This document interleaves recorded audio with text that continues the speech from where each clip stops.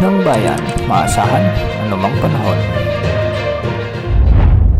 Magandang araw po sa ating lahat. Narito lang pinakuling update sa magiging lagi ng ating panahon ngayong araw ng Sabado, November 1, 2025 at sa mga binabantayan nating sama ng panahon sa loob at labas ng ating area of responsibility. Unahin natin ang LPA na kung saan ay mababa pa rin ang tsansa nitong lumakas bilang bagyo sa susunod na 24 oras at ngayon ay nasa layo na itong 415 kilometers kanluran ng Coron, Palawan. Nakakaapekto pa rin ito sa probinsya ng Palawan na nagdadala ng maulap na kalangitan at kalat-kalat na pag-ulan. Sa mga susunod na oras o araw ay posibleng malusaw na ito o mag-dissipate at wala nang inaasahang magiging epekto sa anumang bahagi ng ating bansa. Samantala, patuloy naman nating minomonitor ang bagyong tatawagin natin sa local name na Tino. Posibleng pumasok na ito sa ating area of responsibility bukas bilang isang tropical depression o di kaya naman ay tropical storm category. Huli itong namataan sa layong 1,375 kilometers silangan ng northeastern Mindanao. Nasa labas pa rin ito ng ating area of responsibility. Taglay na nito ngayon ang lakas ng hangin na umaabot sa 45 kilometers per hour malapit sa gitna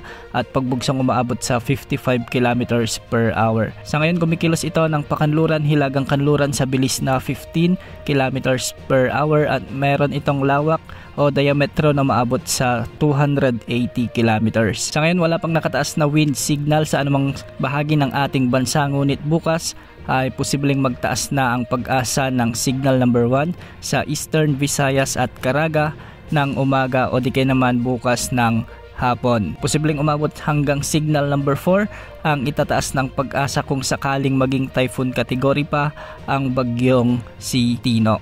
Base sa latest forecast track ng pag-asa na inilabas ngayong alas 11 ng umaga ay magpapatuloy ang pagkilos ng bagyong ito sa mga susunod na oras ng pahilagang kanluran. Inaasang papasok na ito bukas sa ating area of responsibility bilang isang tropical storm category at mabilis itong lalakas sa severe tropical storm pagsapit ng gabi. Mapapanatili nito ang kanyang lakas bilang severe tropical storm hanggang Lunes ng umaga at sa Lunes ng gabi ay mas lalapit pa ito sa mga kalupaan ng northeastern portion ng Mindanao at Eastern Visayas bilang isang malakas na bagyo o typhoon category. Dahil dito, hindi inaalis ang posibilidad na itaas na rin ang tropical cyclone wind signal number 4 sa araw ng Lunes ng umaga sa silangang bahagi ng Mindanao at ilang bahagi ng Eastern Visayas. Sa mga susunod pa nitong mga oras sa araw ng Martes, posibleng maglandfall ito sa bahagi ng Dinagat Islands o sa ilang bahagi pa ng Northeastern Mindanao o di kaya naman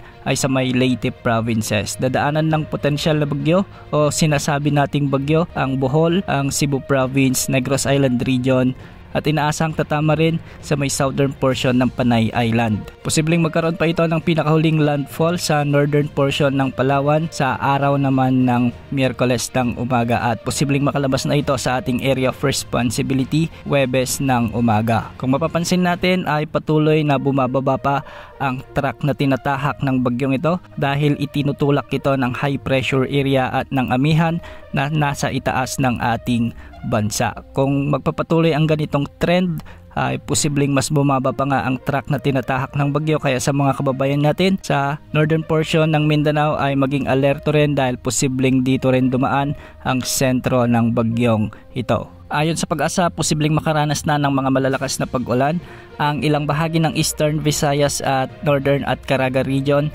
Lunes pa lamang ng umaga dahil sa patuloy na paglapit ng bagyo sa kalupaan. Posible rin magkaroon ng mga storm surge kung saan posibleng maglandfall ang bagyong Tino sa mga lugar kaya ang mga kababayan natin mag-ingat po at maging handa sa papalapit na bagyong ito. Sa mga nagtatanong kung aabot ito sa super typhoon category, sa ngayon ay hindi pa naman nakikita sa mga forecasts ng iba't ibang weather agencies na aabot ito hanggang super typhoon category. Samantala hindi lang ito ang ating minomonitor dahil isang low pressure area pa ang nabuo sa silangan ng bagyong ito at kung sakali ay tatawagin din ito sa bagyong Uwan sa mga susunod na araw kung magiging bagyo ito at papasok din sa ating area of responsibility. O sa mga naunang outlook ng potential na bagyong Uwan naman ay dati nakikita natin natatama ito sa may northern Luzon pero ngayon ay ay nakikita natin na magre-recurve na ito pataas sa bahagi ng Southern Japanese Island. Ibig sabihin nito, posibleng humihina ang high pressure area sa hilaga ng ating bansa sa mga kasunod pang mga